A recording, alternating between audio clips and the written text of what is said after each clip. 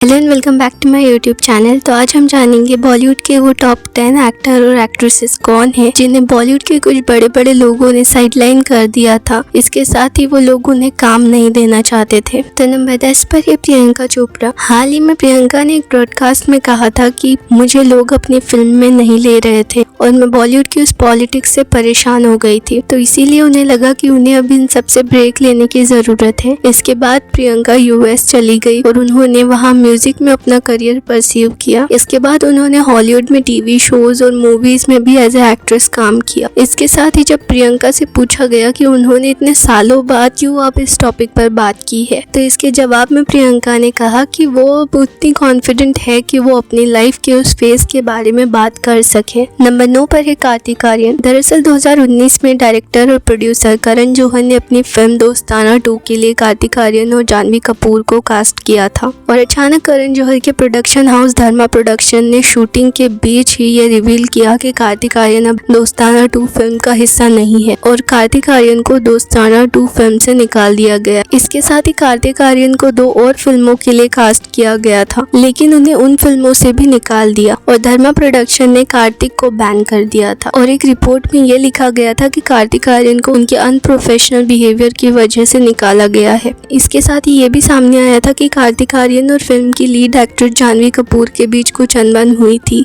जिस वजह से कार्तिक आर्यन को करण जौहर ने अपनी फिल्म से निकाल दिया। अब बढ़ते आगे नंबर 8 की तरफ और नंबर 8 पर है कंगना रनौत। आए दिन Kangana Bollywood nepotism, star kids और बॉलीवुड की पॉलिटिक्स पर बात करती रहती है। यहाँ तक कि करण जौहर और उनके बीच के तकरार तो हम सब जानते ही है। कंगना ओपनली बॉलीवुड के डायरेक्टर, प्रोड्यूसर और इंडस्ट्री के इनसाइडर्स के बारे में बोलती है। कंगना ने कई बार अपने इंटरव्यूज में बताया है कि कैसे बॉलीवुड के बड़े बड़े लोग गैंग अप होकर उनका मजाक उड़ाते थे और उन्हें फिल्मों से निकालने की कोशिश करते थे, लेकिन कंगना अगर उस वक्त उन्हें जवाब देती तो शायद उन्हें और परेशान किया जाता। हालांकि कंगना खुद को डिफेंड जरूर करती थी, लेकिन जब कंगना बॉलीवुड में क्वीन फिल्म के बाद एक बड़ा नाम बनी, तब कंगना ने खुलकर उन्हें बुली किए जाने और उनकी इंग्लिश का मजाक उड़ाए जाने पर नाराजगी जाहिर की और तभी से करण जौहर और कंगना रनौत के बीच ये तकरार देखने मिलती है। अब नंबर 7 पर है विवेक ओबरॉय। एक्टर विवेक ओबरॉय और सलमान खान के बीच का विवाद तो आप जानते ही होंगे। जब सलमान खान से ब्रेकअप होने के बाद विवेक ओबरॉय और ऐश्वर्या राय रिलेशनशिप में थे और सलमान खान को ऐश्वर्या राय का किसी और के साथ रिश्ते में होना काफी इफेक्ट कर रहा था, तो सलमान ने एक रात विवेक ओबरॉय को कॉल किए और उन्हें धमकियां देने लगे। सलमान ने विवेक को रात से सुबह के 5 बजे तक कॉल किए और इसके बाद विवेक ने प्रेस कॉन्फ्रेंस की और सलमान खान उन्हें धमकियां दे रहे हैं और उन्हें जान से मार देने की बात कह रहे हैं। मीडिया को ये बताया। सलमान और विवेक के इस फाइट के बाद विवेक को धीरे धीरे करके बॉलीवुड में काम मिलना बंद हो गया था। विवेक ने फराह खान के एक शो में ये भी बताया था कि सलमान खान से उनके झगड़े की वजह से उनका करियर काफी इफेक्ट हुआ है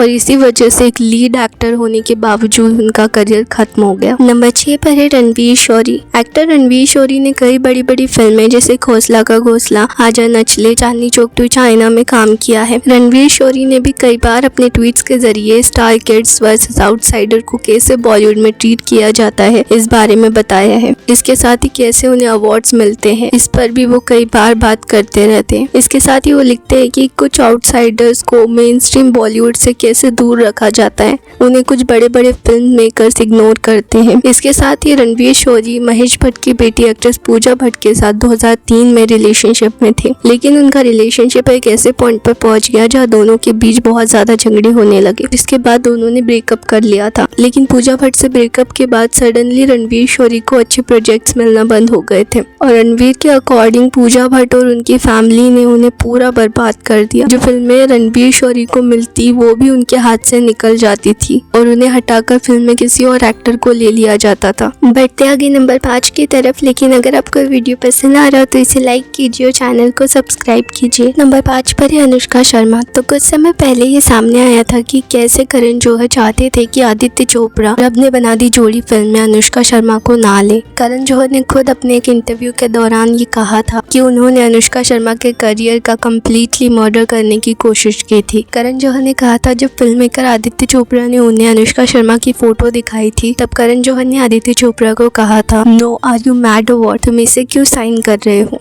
तुम पागल हो गए, तुम्हें कोई ज़रूरत नहीं है इस अनुष्का शर्मा को साइन करने की। करण जौहर रब ने बना दी जोड़ी फिल्म में किसी और लीडिंग एक्ट्रेस को साइन करना चाहते थे और कुछ रिपोर्ट्स के अकॉर्डिंग करण जौहर जिस दूसरी लीडिंग एक्ट्रेस को फिल्म में लेना चाहते थे वो थी सोनम कपूर। करण अनुष्का को हटाकर सोनम कपूर को रब ने बना दी जोड़ी फिल्म में लेना चाहते थे, लेकिन आदित्य चोपड़ा ने अनुष्का शर्मा को ही उस फिल्म में लिया। इसके साथ ही करण जौहर ने कहा था कि जब बैंड बाजा बारात में उन्होंने अनुष्का शर्मा का काम देखा तो उन्हें वो अच्छी लगी और उन्होंने अनुष्का की तारीफ और उनसे माफी मांगने के लिए उन्हें कॉल भी किया था। लेकिन इस पर कुछ लोगों का कहना है कि करण जौहर ने ऐसे कितने टैलेंटेड एक्टर्स को बॉलीवुड में एंटर ही नहीं करने दिया होगा। ये तो आदित्य चोपड़ा थे जिन्होंने करण जौहर के कहने पर भी अनुष्का शर्मा को फिल्म से नहीं निकाला, नहीं तो आज अनुष्का शर्मा जैसी टैलेंटेड एक्ट्रेस हम तक पहुंच ही नहीं पाती। अब बढ़ते आगे नंबर 4 की तरफ और नंबर 4 पर है रणदीप हुड्डा। रणदीप हुड्डा एक बहुत ही टैलेंटेड एक्टर है। रणदीप हुड्डा ने हाईवे, लाल रंग, जिस्म 2 और सर्वजीत जैसी फिल्मों में काम किया है। सर्वजीत में जिस तरह रणदीप हुड्डा ने अपने लुक चेंज किए थे, अपना वेट लॉस किया था, उससे रणदीप को काफी अप्रिशिएशन भी मिला था। सर्वजीत फिल्म के बाद सभी को लगा था कि अब रणदीप हुड्डा का करियर यहाँ से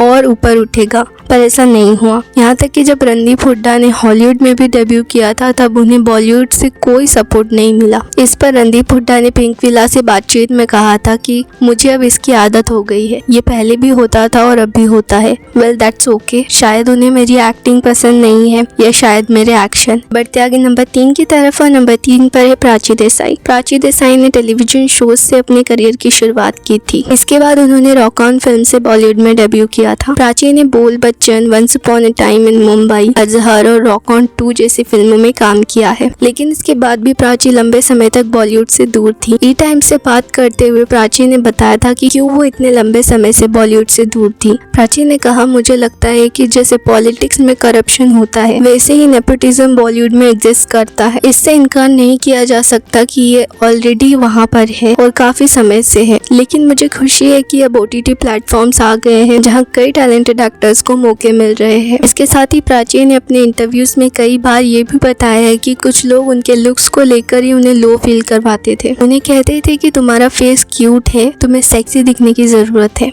और कई बार इस वजह से उन्हें रिप्लेस कर दिया जाता था। नंबर 2 पर है श्रेयस तलपड़े। श्रेयस ने कई मराठी और हिंदी फिल्म्स में काम किया है। इसके साथ ही उन्होंने पुष्पा 2 फिल्म में अल्लू अर्जुन के कैरेक्टर को आवाज भी दी है। श्रेयस ने एक बार अपने इंटरव्यू में कहा था कि केवल 10% लोग ही बॉलीवुड में जेन्युइन है। इसके साथ ही उन्होंने कहा है कि इंडस्ट्री में उनके खुद के दोस्तों ने उन्हें बैकस्टैब किया है। साथ ही में उन्होंने कहा है कि देयर आर सर्टेन एक्टर्स जो इनसिक्योर होते हैं आपके साथ स्क्रीन शेयर करने में, और इसीलिए वो मुझे फिल्म में नहीं लेना चाहते। इसलिए उन्होंने कहा है कि इंडस्ट्री में 90% लोग फेक है और केवल 10% ही ऐसे लोग हैं जो एक्चुअल में आपके लिए खुशी महसूस करते हैं जब आप अपनी लाइफ में कुछ अच्छा करते हैं तब। अब बढ़ते आगे नंबर 1 की तरफ और नंबर 1 पर है गोविंदा। एक्टर गोविंदा 90s के एरा में इंडस्ट्री में रोल करते थे, चाहे वो कोई भी फिल्म हो, comedy, action, drama. Govinda directors और फिल्म मेकर्स की फर्स्ट चॉइस थे। उनकी कॉमिक टाइमिंग, उनका डांस और एक्ट्रेसेस के साथ उनकी केमिस्ट्री के लोग फैन थे। गोविंदा एक अलग हीरो है जो एक साथ सब कुछ कर सकते हैं। वो मल्टी टैलेंटेड है और ऐसे एक्टर्स अब बहुत कम देखने मिलते हैं। लेकिन कुछ समय बाद ऐसा हुआ कि गोविंदा को इतनी फिल्में मिलना बंद हो गई। जैसे कार्तिक आर्यन को अनप्रोफेशनल कहकर फिल्म से निकाला गया, वैसे गोविंदा के लिए भी कहा गया कि वो अनप्रोफेशनल है और इसी वजह से उन्हें फिल्में नहीं दी जा रही है। ये रीजन सामने आया था। इस पर गोविंदा ने अपने एक इंटरव्यू में कहा था कि जब आप सक्सेसफुल होते हो तो बहुत से लोग होते हैं जो कोशिश करते हैं आपको नीचे गिराने की। जब 14-15 इयर्स में अपने करियर की ऊंचाई पर था तब सब कुछ ठीक था, लेकिन अब अचानक से ये सारे इश्यूज रेज किए जा रहे हैं। गोविंदा ने आगे कहा, ये फिल्म इंडस्ट्री है, यहाँ इक्वेशंस और लोग टाइम के हिसाब से चेंज होते हैं। तो इसी के साथ ये थे वो टॉप 10 बॉलीवुड एक्टर्स और एक्ट्रेसेस जिन्हें बॉलीवुड के कुछ बड़े बड़े लोगों ने साइडलाइन करने की कोशिश की। इसके साथ ही जिन्हें फिल्मों से अचानक निकाल दिया गया और फिल्में देना बंद कर दिया गया। तो आपके बॉलीवुड के उन लोगों के इस बिहेवियर को लेकर क्या ओपिनियंस है, राय है, उसे कमेंट्स में ज़रूर बताना। और अगर आपको वीडियो पसंद आया हो तो इसे लाइक कीजिए, शेयर कीजिए और चैनल को सब्सक्राइब कीजिए। और बॉलीवुड से जुड़े ऐसे इन्फॉर्मेटिव और इंटरेस्टिंग वीडियोज़ की नोटिफिकेशन के लिए बेल आइकन पर क्लिक कीजिए। थैंक यू सो मच, मिलते हैं अगले वीडियो में।